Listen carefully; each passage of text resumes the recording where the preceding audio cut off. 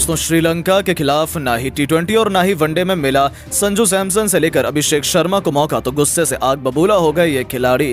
फिर बीसीसीआई से लेकर कप्तान रोहित और गौतम गंभीर पर उंगली उठाते हुए अभिषेक, संजू के साथ साथ ऋतुराज गायकवाड़ और ईशान किशन ने जो कहा, उनके बयानों ने तो भारतीय क्रिकेट में भूचाल ला दिया है। तो ऐसा क्या कुछ कहा है इन चारों खिलाड़ियों ने अब बीसीसीआई के खिलाफ ही आवाज उठाते हुए?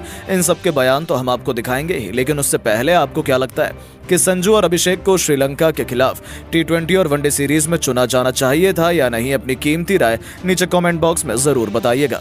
दोस्तों, आगामी श्रीलंका दौरे के लिए गुरुवार को भारतीय टीम का ऐलान कर दिया गया। सूर्य कुमार यादव को टी20 टीम का कप्तान बनाया गया है, जबकि शुभमन गिल को उप कप्तान की कमान सौंपी गई है। रियान पराग, शिवम दुबे और रिंकू सिंह को टी20 में मौका दिया गया है। वहीं वनडे सीरीज में टीम की कमान रोहित शर्मा संभालेंगे। विराट कोहली, केएल राहुल और ऋषभ पंत भी श्रीलंका के खिलाफ वनडे सीरीज खेलते नजर आएंगे। लेकिन इसी बीच बीसीसीआई ने एक नहीं, दो नहीं, बल्कि 4 बहुत बड़े खिलाड़ियों के साथ नाइंसाफी की है, जो अब उन्हें भी बहुत भारी पड़ने वाला है। जी हां, विकेटकीपर बल्लेबाज संजू सैमसन और विस्फोटक ओपनर अभिषेक शर्मा को नहीं चुनने के कारण क्रिकेट फैंस काफी नाराज हैं। सैमसन ने पिछले साल साउथ अफ्रीका के खिलाफ शतक लगाया था, उसके बाद अब उन्हें वनडे में नहीं चुना गया।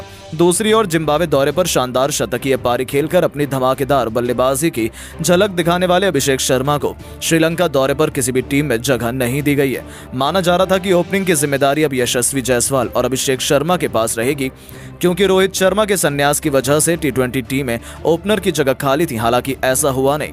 यहां तक कि दोस्तों, ओडीआई सीरीज में श्रेयस अय्यर की भी वापसी हो गई, लेकिन उनके साथ ही सेंट्रल कॉन्ट्रैक्ट से बाहर होने वाले ईशान किशन अभी भी किसी भी टीम में वापसी नहीं कर पाए। और साथ ही साथ टी20 सीरीज में जिम्बाब्वे के खिलाफ सबसे ज्यादा रन बनाने वाले ऋतुराज गायकवाड़ को भी नजरअंदाज कर दिया गया।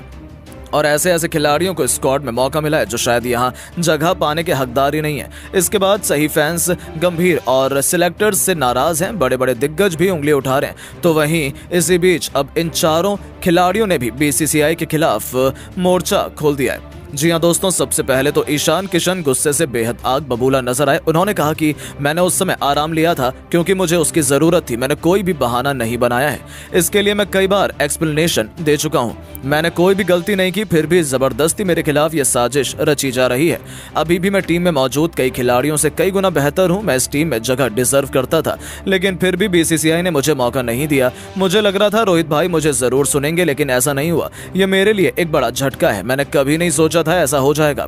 तो वहीं ऋतुराज गायकवाड़ का कहना है कि जब मैं फॉर्म में था तब मुझे जानबूझकर टीम से बाहर बैठा दिया गया। जब भी मुझे मौका दिया गया, मैंने हमेशा अपना बेस्ट परफॉर्मेंस देने की कोशिश की, लेकिन फिर भी हमेशा मेरे साथ नाइंसाफी होती रही है। अभी ये कौन कह रहा है मुझे नहीं पता, लेकिन यदि मुझे अभी भी मौका दिया जाए तो मैं रोहित भाई की तरह ही एक महान ओपनर बनना चाहता हूं। यदि सिलेक्टर्स अपने फेवरेट खिलाड़ियों की जगह टैलेंट को मेंटर करेंगे तो मुझे लगता है कि मैं भारत को वर्ल्ड कप की ट्रॉफी भी दिला सकता हूं। लेकिन मेरा कोई गॉडफादर नहीं है, इसलिए मुझे बार बार टीम से बाहर निकाल दिया जाता है। इतना ही नहीं दोस्तों, अभिषेक शर्मा का भी बड़ा बयान निकलकर सामने आया है। उनका कहना है कि टी20 में शतक लगाने के बाद भी आपको टीम में दोबारा नहीं चुना जाता है। तो फिर मुझे बता दीजिए कि आखिर भारतीय टीम में चुने जाने का क्राइटेरिया क्या है? मैंने सभी खिलाड़ियों से बेस्ट परफॉर्मेंस दिया, फिर भी मुझे पहले टीम से बाहर निकाला गया और अब स्क्वाड से भी बाहर फेंक दिया गया। इसी तरह युवराज सिंह का करियर भी तबाह किया गया था और अब मेरे साथ भी वही नाइंसाफी हो रही है। मुझे नहीं पता कि कौन उसके पीछे है और क्यों ऐसा किया जा रहा है, लेकिन मुझे लग रहा था रोहित भाई जब तक हैं वो टैलेंट को ज्यादा तवज्जो देते हैं, लेकिन शायद मैं गलत था। यहाँ तक कि दोस्तों, संजू ने तो गंभीर पर ही सरेआम इल्जाम लगा दिया है। जी हाँ, उन्होंने कहा है कि गौतम गंभीर सर जैसे ही कोच बने, उन्होंने अपने कोलकाता के पसंदीदा खिलाड़ियों को टीम में मौका दे दिया और हमें बाहर निकाल दिया। क्या हर्षित और रिंकू टीम में जगह पाने के काबिल थे या फिर अभिषेक और मैं, ये फैंस डिसाइड कर सकते हैं। लेकिन सबको साफ तौर पर दिख रहा है कि यहाँ क्या हो रहा है। मेरी लाइफ में हमेशा मेरे साथ गलत हुआ है, लेकिन अब इन युवा खिलाड़ियों के साथ तो उन्हें ये नहीं करना चाहिए, क्योंकि ये देश का सवाल है। पर्सनल दुश्मनी यहाँ निकालने से कोई भी मतलब नहीं है। तो दोस्तों, सच में ये सभी खिलाड़ी बेहद नाराज नजर आ रहे हैं। लेकिन अब आपको क्या लगता है कि इस टीम सिलेक्शन के पीछे किसका हाथ है? संजू सैमसन और अभिषेक जैसे खिलाड़ियों को टीम में मौका दिया जाना चाहिए था या नहीं, अपनी राय नीचे कमेंट बॉक्स में जरूर बताएं। दोस्तों, श्रीलंका के खिलाफ हार्दिक पांड्या को बाहर निकालकर बीसीसीआई ने सूर्या को रातों रात बना दिया भारत का नया कप्तान। तो उनके इस फैसले ने तो पूरे हिंदुस्तान में सनसनी मचा दी है। यहाँ तक कि भारत के कई बड़े बड़े दिग्गज रोहित कोहली से लेकर सचिन तेंदुलकर और महेंद्र सिंह धोनी जैसे सुपरस्टार्स की भी आंखें फटी की फटी रह गईं। और फिर बीसीसीआई के इस फैसले पर इन दिग्गजों ने जो बयान दिए हैं उसे सुनकर तो आपके भी होश उड़ना निश्चित है। तो किसने दिया हार्दिक का साथ, कौन है सूर्या को कप्तान बनते देखकर बेहद खुश, इन सबके चौंका देने वाले बयान तो हम आपको दिखाएंगे ही। लेकिन उससे पहले आपको क्या लगता है, हार्दिक को सूर्या में किसे होना चाहिए भारत का अगला कप्तान? अपनी कीमती राय नीचे कमेंट बॉक्स में जरूर बताइएगा। दोस्तों, श्रीलंका दौरे से ठीक पहले टी20 के नंबर 1 खिलाड़ी सूर्य कुमार यादव 2026 विश्व कप तक भारत के टी20 कप्तान बनने की दौड़ में छुपा रुस्तम बनकर उभरे हैं। वो शीर्ष दावेदार हार्दिक पांड्या को पछाड़ चुके हैं, जिन्हें अब तक उपकप्तान से कप्तान बनाया जाना केवल संभावना थी, उसे अब हकीकत में बदल दिया गया। जिसकी सबसे बड़ी वजह है कि हार्दिक पांड्या ने श्रीलंका दौरे से अपना नाम वापस ले लिया है, जिसके कारण ही अब उनकी कप्तानी पर भी इतना बड़ा खतरा मंडराया है और सूर्या उनसे कप्तानी की दौड़ में आगे निकल गए हैं। जी हां, आपको याद होगा कि हार्दिक पांड्या को पिछले साल अक्टूबर-नवंबर में घरेलू मैदान पर 50 ओवर के विश्व कप के दौरान टखने में चोट लग गई थी और वो आईपीएल 2024 की शुरुआत तक एक्शन से बाहर थे।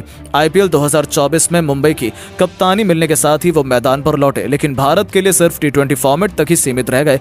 देखा जाए तो हार्दिक ने 2022 की शुरुआत के बाद से भारतीय टीम के 79 में से सिर्फ 46 टी20 मुकाबलों में ही भाग लिया है। इस बीच सूर्य कुमार पहले घरेलू सर्किट के मुकाबले मुंबई की कप्तानी कर चुके हैं।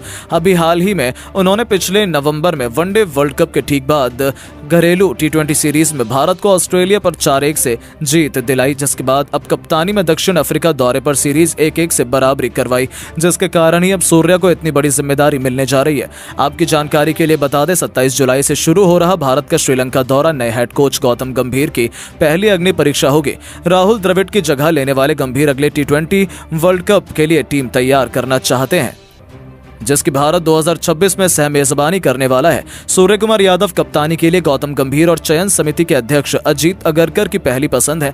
गंभीर की कप्तानी में सूर्य आईपीएल में कोलकाता नाइट राइडर्स का हिस्सा रह चुके हैं। इसके अलावा अगरकर और यादव का मुंबई कनेक्शन भी जग जाहिर है। इसके कारण ही अब गौतम गंभीर ने सूर्या को कप्तान बनाने का फैसला किया है और इस खबर ने सामने आते ही जहां हार्दिक के फैंस पर पारा 7वें आसमान पर पहुंचा दिया है, तो सूर्या और उनके करोड़ों फैंस की खुशियां 7वें आसमान पर हैं। लेकिन इसी बीच भारतीय क्रिकेट अब 2 हिस्सों में बढ़ चुका है। कई इस फैसले से नाराज हैं, बहुतों ने इस फैसले का समर्थन किया। यहां तक कि इस पर अब भारतीय क्रिकेट के बड़े बड़े दिग्गज भी आपस में ही उलझते नजर आए और कई बड़े बड़े बयान निकलकर सामने आए हैं। जी हां दोस्तों, सबसे पहले तो खुद God of cricket Sachin Tendulkar ने फैसले का समर्थन करते हुए कहा कि मुझे इसमें कुछ भी गलत नहीं लगता है। हार्दिक का वर्कलोड मैनेज करना बहुत इंपॉर्टेंट है, क्योंकि हार्दिक बहुत जल्द चोटिल होता है, इसलिए वो तीनों फॉर्मेट नहीं खेल सकता। टी20 में सूर्या सबसे बेस्ट ऑप्शन है। भारत के कप्तान बनने के लिए वो हर दम टीम के लिए मौजूद रहते हैं। वो टीम में सबसे सीनियर हैं, सभी उनकी रिस्पेक्ट करते हैं। मैं उस सूर्या को कप्तान बनाने की बधाई देना चाहता हूं और उम्मीद यही है कि उनके कप्तानी में टीम इंडिया दिन दोगुनी रात चौगुनी तरक्की करे और पूरी दुनिया में तिरंगा शान से लहराए। तो वहीं दोस्तों, खुद भारत के कप्तान रोहित शर्मा का बयान निकलकर सामने आया। उनका मानना है कि हार्दिक और सूर्या दोनों काबिल हैं। वर्कलोड मैनेजमेंट के हिसाब से बीसीसीआई 2 अलग अलग कप्तान देख रही है, तो उसमें कोई भी दो राय नहीं है। यदि हार्दिक मौजूद नहीं है तो सूर्या से बेस्ट ऑप्शन नहीं मिल सकता है, क्योंकि हार्दिक टेस्ट मैचों में फोकस करना चाहता है, इसीलिए बीसीसीआई सूर्या की तरफ गई है और मुझे इसमें कुछ भी गलत नहीं लगता है, क्योंकि दोनों अपनी फील्ड में बेस्ट खिलाड़ी हैं। दोनों को पता है टीम को कैसे लीड किया जाता है, इसलिए मैं बीसीसीआई के साथ हूं। लेकिन दोस्तों, विराट कोहली ने अब बड़ा बयान देते हुए ऐलान किया है, हर सीरीज में नया कप्तान बनाने से भरोसा और क्रेडिबिलिटी डाउन हो जाती है। आप टी20 में एक निश्चित कप्तान बनाएं, वनडे और टेस्ट में हमारे पास रोहित मौजूद है, लेकिन आप हर सीरीज में अपना कप्तान नहीं बदल सकते। सूर्य हमारे पास बेस्ट ऑप्शन है, लेकिन यदि आप हार्दिक को फ्यूचर में कप्तान बनाएंगे तो आज क्यों नहीं हार्दिक को भी ध्यान देना चाहिए कि वो ज्यादा से ज्यादा अपनी टीम, अपने देश के लिए उपलब्ध रहे। हर सीरीज में नाम वापस लेना सही नहीं है। हार्दिक को अपनी जिम्मेदारी समझनी चाहिए, इसीलिए तो बीसीसीआई का उस पर से भरोसा उठ गया। जी हाँ दोस्तों, यहाँ तक कि धोनी का मानना है कि हार्दिक बेस्ट ऑलराउंडर है, लेकिन यदि वो टीम में मौजूद ही नहीं रहेगा तो उसे कप्तान बनाने से क्या फायदा। इस मामले में मुझे सूर्या सबसे बेस्ट लगता है। उसकी फिटनेस कमाल की है और इसी मामले में उसने हार्दिक को मात दी है। मुझे लगता है कि सूर्या में सभी कप्तानी स्किल्स हैं जो भारतीय कप्तान में होनी चाहिए और 2026 टी20 वर्ल्ड कप में मैं सूर्या के ही कप्तानी में टीम इंडिया को विश्व चैंपियन बनते देखना चाहता हूं। जी हां दोस्तों, इन सभी दिग्गजों के बयान सुनने के बाद आपको क्या लगता है, हार्दिक और सूर्या में किसे भारत का कप्तान बनाया जाना चाहिए? अपनी कीमती राय है नीचे कमेंट बॉक्स में जरूर बताएं। दोस्तों, अब हार्दिक की जगह शुरू होगा सूर्या का नया दौर। बनाया गया है लंका के खिलाफ भारत का नया कप्तान। तो इतनी बड़ी उपलब्धि हासिल होने के बाद तो सूर्या भी बेहद भावुक हो गए, अपने आंसुओं को छुपा नहीं पाए और फिर गौतम गंभीर के साथ साथ रोहित शर्मा को थैंक यू बोलते हुए सूर्या ने जो कहा है, सच में 140 करोड़ भारतीय भी सूर्या को दिल से सलाम कर रहे हैं। तो आखिर क्यों रातों रात सूर्या बने कप्तान? ऐसा क्या कहा उन्होंने रोहित और गंभीर को? इसका श्रेय देते हुए उनका पूरा बयान तो हम आपको सुनाएंगे ही, लेकिन उससे पहले आपको क्या लगता है कि सूर्या और भारत में किसे भारत का कप्तान बनाना चाहिए? अपनी राय नीचे कमेंट बॉक्स में जरूर बताइएगा।